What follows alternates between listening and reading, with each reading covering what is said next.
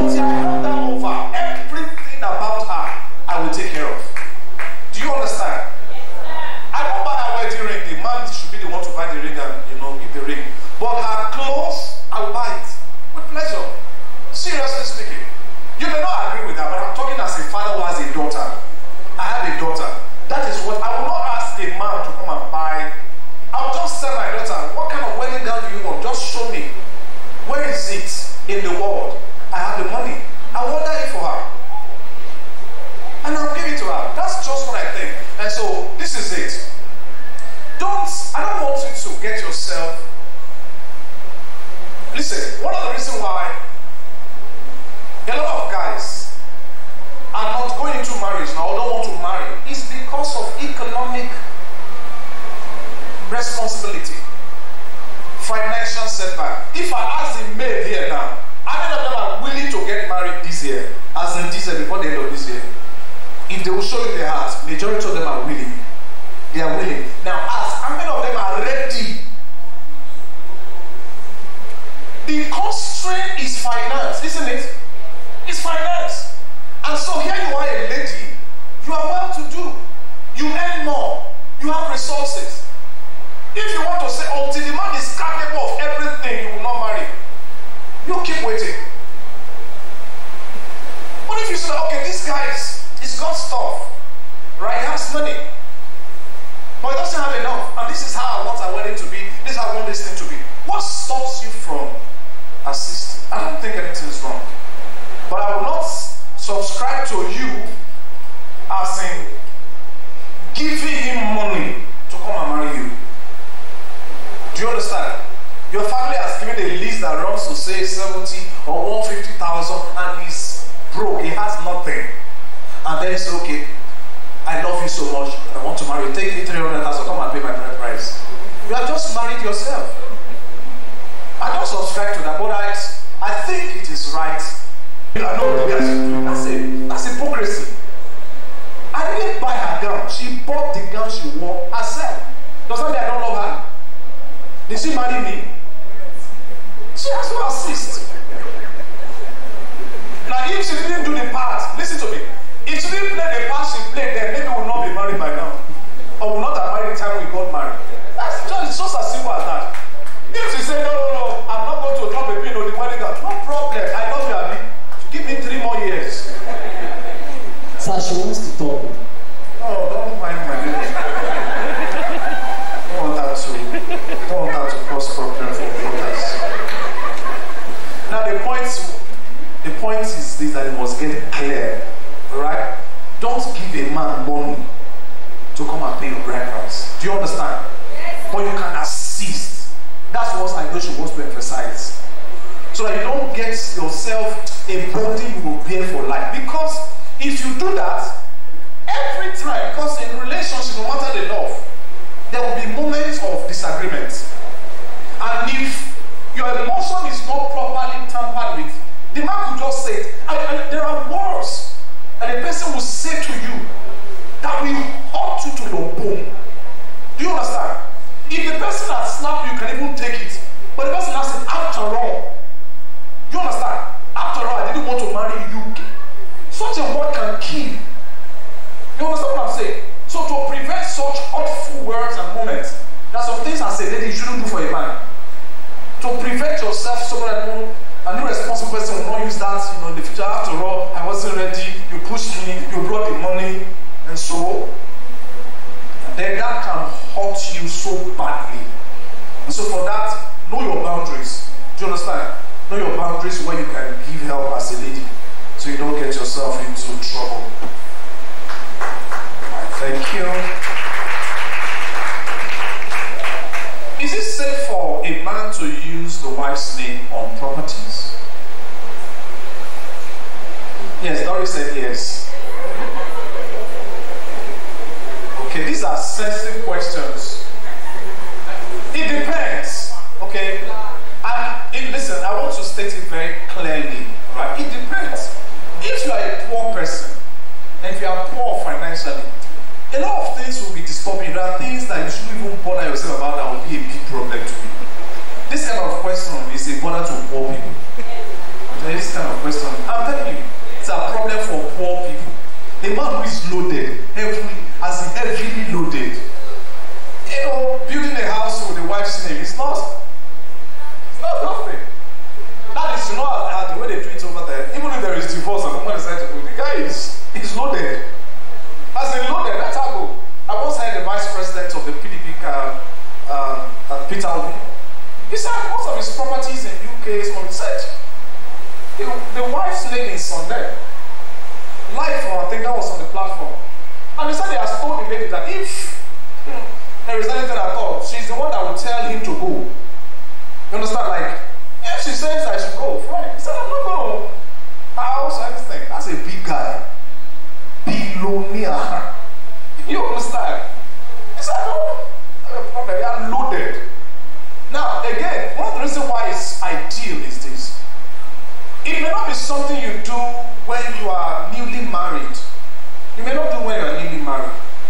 But as you advance, as you are aging, as a man, if you know that like from this part where upon the death of the man, families will come to want to throw your wife out, not knowing how you guys suffer, the best thing to do to secure your wife is ensure that the properties are in her name.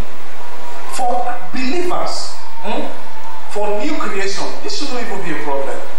You know, among unbelievers, I may say, oh, what if the wife knows and not kill you? You know, that's for sinners, stuff like that. They may have, those fears are legitimate. Among sinners, there is nothing they cannot do. But among new creation, that shouldn't be a problem. Do you understand? It shouldn't be a problem. And so I'm not saying, now the thing is this, it's not a must, but it's not wrong if a man decides to do it. If a man decides, it's just to protect her or loving her. If you have 10 properties, you could just set a 5 in her name, 3 in her name, 2 in her name. When you name a property or when you buy a property in the name of your spouse, I tell you, there's just this thing about it. You understand? The love gets stronger. You buy a car and you buy it in the name of your wife. It gives her that kind of sense of, wow, I'm valued. Do you understand? Yeah. So it's not a big deal. That's why you should be loaded. So that stuff like this will be able to. Praise God. Okay, is it proper for a married person to ask for assistance for the family from an ex? As in a man or a woman, a wife or a husband, asking for financial assistance for the family from an ex. You get it? Is it right? Again, it depends on who you are married to, and it depends on the maturity of the ex. You get it? For me, I have my pride. I have my vanity. And just be honest, like we are broke in a dire situation. My wife will now, as in the only option she has now to get help for me, for the family who want to pay house rent, children's school fees, is to go to an ex. No. We will fight. Seriously. No, seriously. So I ask him money for. But then, let me clarify. If I'm a job seeker, and an ex can get me a job, get me employed, okay? Give me a recommendation or a connection, I'll be a stupid man not to accept. That means I'm a baby. That is there in the past. Do you understand? But me, I would not like us to go and collect money from the ex to feed us. That I will not take. I want to maintain my pride as a man, so that the man will not say, see, you married a poor man. You stay with me, and from there all kinds of stupid things. But like job, connection, and all that, provided you know who you are in relationship with, and there's nothing wrong with that. So let's not drag this for too. It's just the boundaries. Okay, I Then this question must be from Acrimony.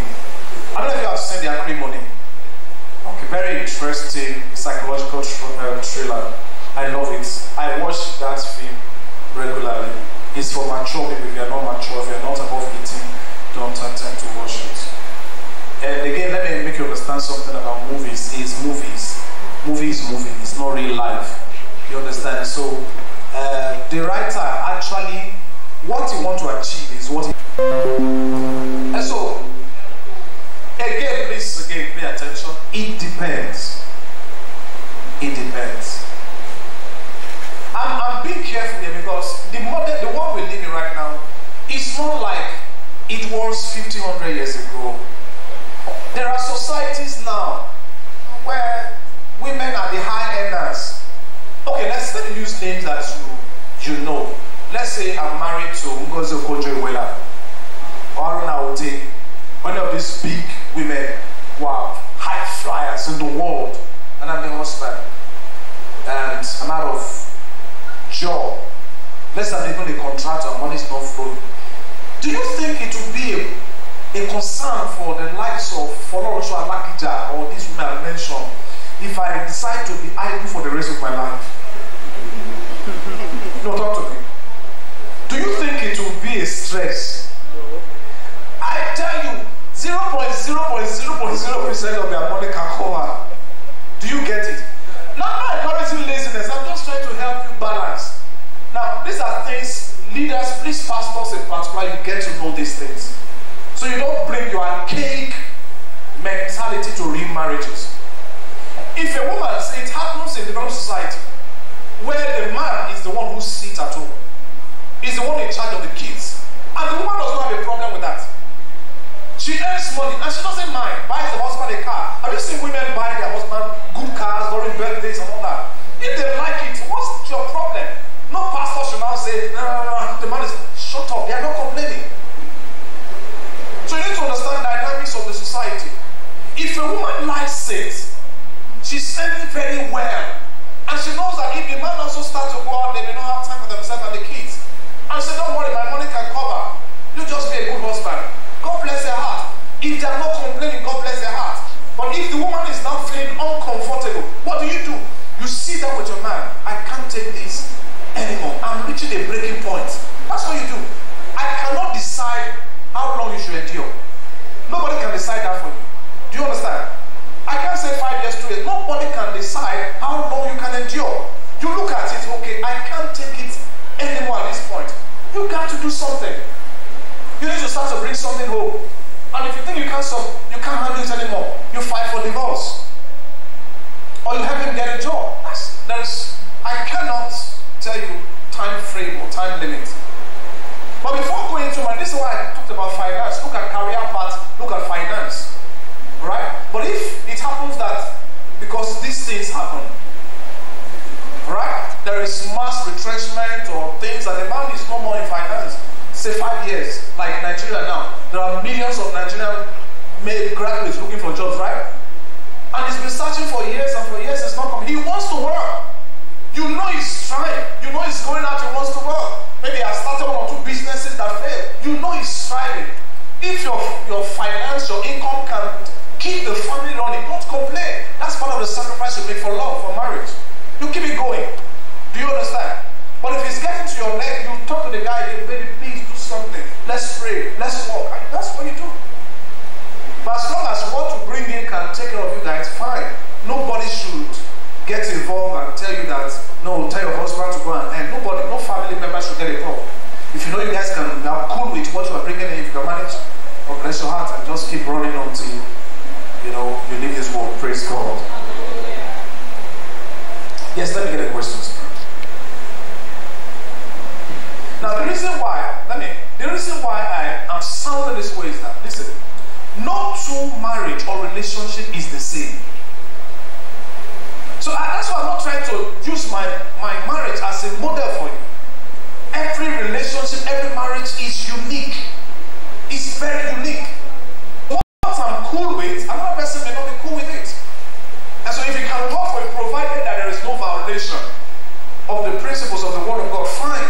Nobody should get involved. If it is the woman who will be the provider, Bible says, the man who does not walk. Is that the only Bible you know? You don't know that love covers multitude of sin? That's weaknesses. You don't know that one?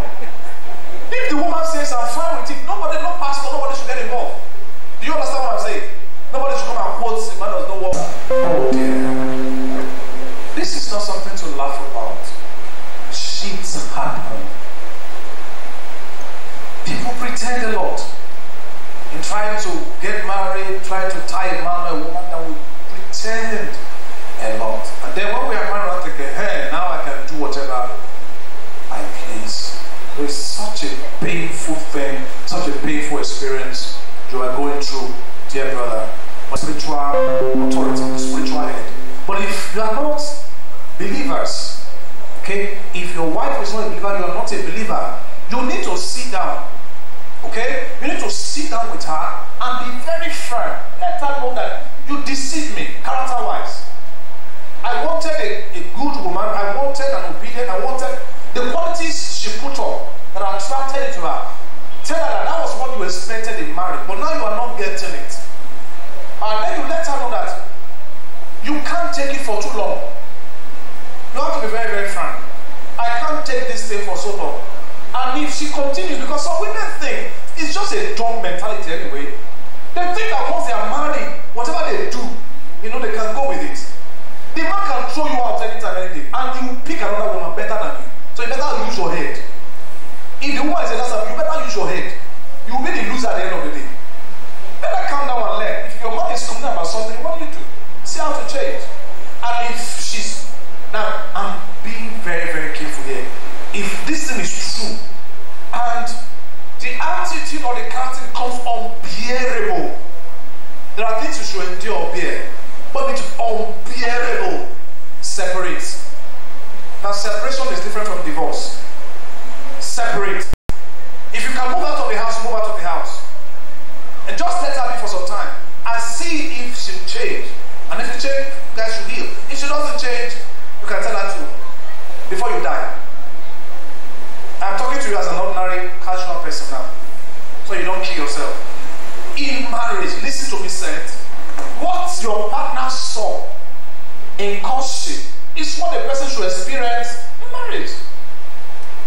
Deception is wrong. You can go for divorce on the ground of deception. Do you understand? Let's say now.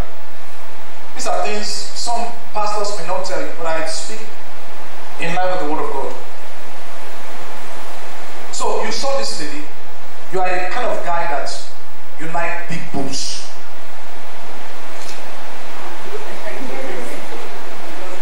You like it. And you know that you like it. That's your desire. You like it. And so, apart from character and that, the one thing that attracted you to the lady is that she has the big thing that you like. And you never knew your life and there is nothing there. And just party, different kind of party. So on the eve of your wedding now, you have been married, you will fondle how you will do everything. Only for her to undress and then she's moving different for number one, silicone 2. That's a marriage contracted in deception. So because you know you can't stand this, I can't stand it. I'm sorry, I cannot stand this. I know what I want and what I saw. So that I can just sleep on your own. Tomorrow we go to court, we go back to court. It's deception. So there should be truth. There shouldn't be deception. So I feel sorry for you. Sir, if that particular guy, the scenario you just created now, the hypothetical scenario you just created now, if the guy is a believer, can't we advise the guy that he should endure some? Of course. Now listen, as a pastor, the first thing I will do is I'll call the guy if I'm part of the wedding. Let's say I officiated the wedding, and I saw that. I'll call the guy and ask him, this thing can be worked on. I'm very practical. Tell him this we can work on this thing. If you like this thing, okay, you like her character, right? You like her this. Now ask the lady, why do you do this inferiority? You understand? So let's work on it. If this guy is willing to go through the process of helping the woman, and if he sees that he wants big boobs, marriage is a different thing. For that to work on it, you believe God together for life. But it's important before marriage. Yeah, that's deception. You must end it. Yes, question. This person says, "Sir, may God bless you." Amen. With due respect, I am asking this question as a first timer in this church. Is it right for a man to divorce his wife after 7 years of marriage because she is becoming frustrated simply because the man is financially down? Oh dear. Oh dear. This is painful. And these are real experiences people are having. Real experiences. When the man is doing well financially, the woman is professing love, I love you to the moon and back. Things happen, and that's why in marriage, even in courts, apart from in worship places, they will say to you that it is for better or worse, right? For riches or for health, and that's the covenant of marriage. It's a covenant. And so when a man is down or a woman is down financially or even health-wise, the covenant of marriage is supposed to be intact. The woman is expected to stand with the man, to love him. The attitude should not change. The love should not diminish. She is not to make the man feel less than a man. But there are instances where the woman, once the man is down financially, she becomes a beast. And what I say most times in such instances is that the woman has never truly loved the man. They only got attracted to him because things were good. And that's why I say to ladies, don't marry things without a vision, because things can happen to things. You know that? A billionaire can go bankrupt and be nothing. You need vision, you need resilience, you need that passion to fight back. So don't just marry a man because he has cars, he has this. Things can happen. And so if you are going through marriage as a woman, you must look at it. I know he's got things and he's good, he should have things. But if this man should be broke, will I still love him? There must be that conviction that you will love financial setback, make life miserable for a man. In fact, a good woman, that's the time to support. That's the time to show your man that you are a good woman. It is that's when he needs you the most. I had this pastor there years ago. A pastor, most time in the story. You see qualities of a good woman. They live in face to face. During Christmas, the guy is broke. That's normal. He just lost his job, and because he doesn't want to stay at home, he comes to us in the church every time we're having prayers. He'll just come join us as ministers there in the body of Christ. He'll just come and then go home in the evening. During festive period, while other women, you know the way they cook, now face me and face you. This woman, she doesn't want people to know that the husband don't have money. She'll just be going and come and carry oil, fry oil, put onion in it, just be frying like that. I said, she doesn't want people to know that the husband is not doing anything. Covering the nakedness of the man for several months until the man got a job and things changed for them. That's what you see with a good woman. When your man is down financially, you should protect, comfort him. Don't even let your cheese frustrate to the point where she's impatient and she says she wants to leave. Maybe she has found a guy who has promised her, like deceivers everywhere. Let her go. If she wants to go, let her go. Don't kill yourself because of her. Alright? If she wants to go, let her go. Maintain your cool. Trust God. Fight hard again. You must have money. Don't fight hard again. You will make it again.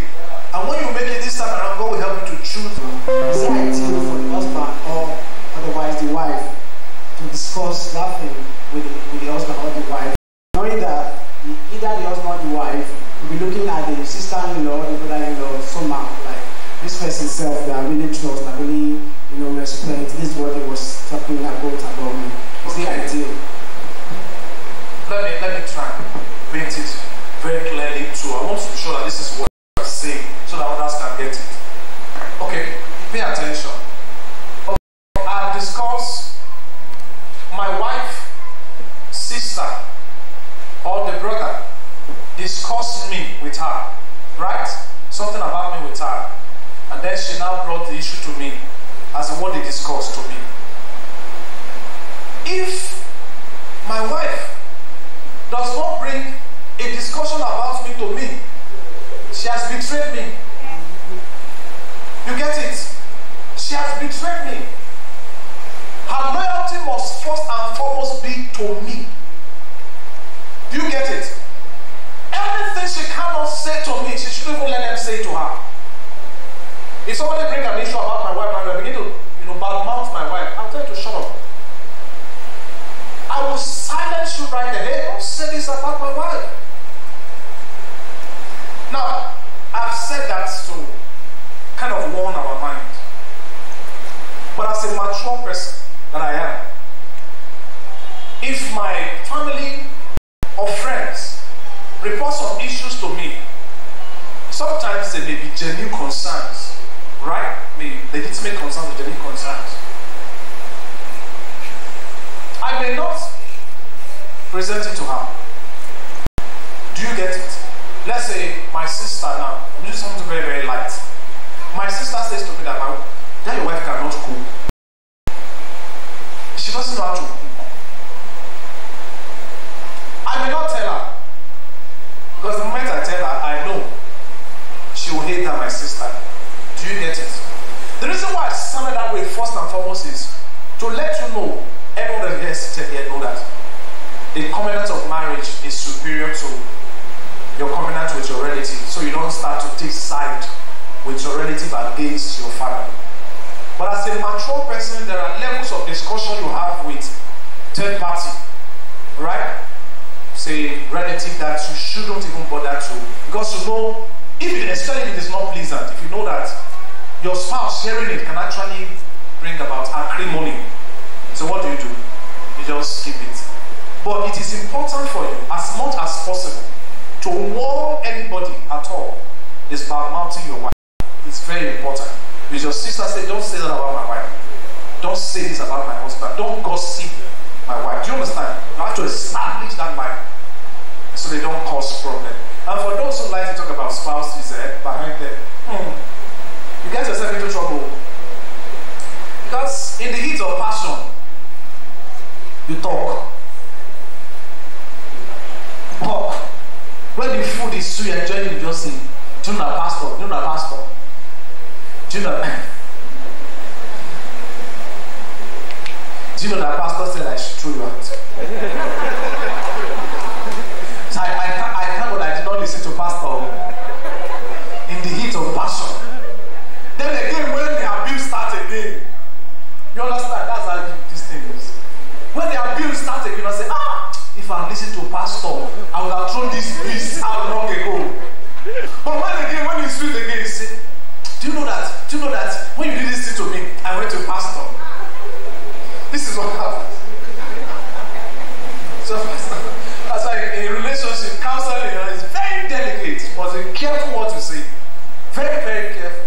Because people, when they start to enjoy it, the same you is trying to help them, you become their enemy. Are we good, sir? Is that all the question? Let us pray. Our time is there any other question, anything? I trust you are blessed. I trust you are blessed. You are enriched. Your mind enlightened. I pray that your marriage will work, your relationship will work. Let's bless the name of the Lord tonight. Let's thank Him. Let's thank Him for helping us to be wiser. He's guiding our hearts. He's guiding our hearts. For the singles, I'm really praying for you that you will choose right. You will choose a comforter. You will choose a man and a woman that will comfort you for the rest of your life.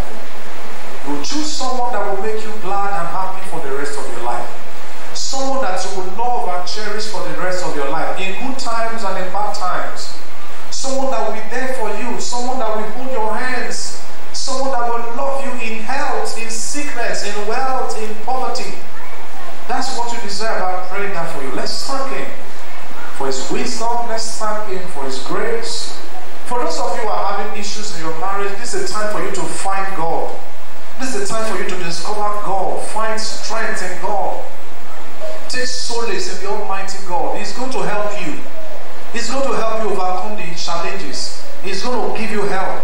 He's a present help in times of need. He's a present help in times of trouble. He's going to see you through. He's going to help you scale through. He's going to give you help. Sudden break is coming for you.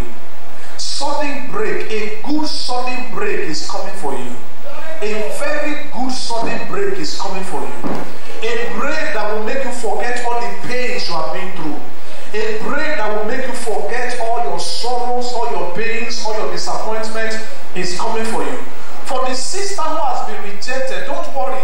A good sudden break is coming for you. The right man will show up in your life. The man that will value, that will make you forget all your disappointments, that will make you forget all the rejections and disappointment, that man will show up. That man will show up. Don't cry, don't fret. God will make up. Some of you have helped a partner in the past. You have shown your love by giving money, giving things, and then the person, abuse your mind. Don't worry. God is faithful. He will bring a restorer. He will bring someone who will make up for everything that you invested. Don't worry. God will pay you back. He will pay you back for your act of kindness towards that man, towards that woman. He will pay you back. For he's a comforter. He knows you have been faithful with that man. You have been faithful with that woman. He has a way of paying back. He has a way of making it up, and he will make it up to you. The God of heaven that I serve, he will make it up to you.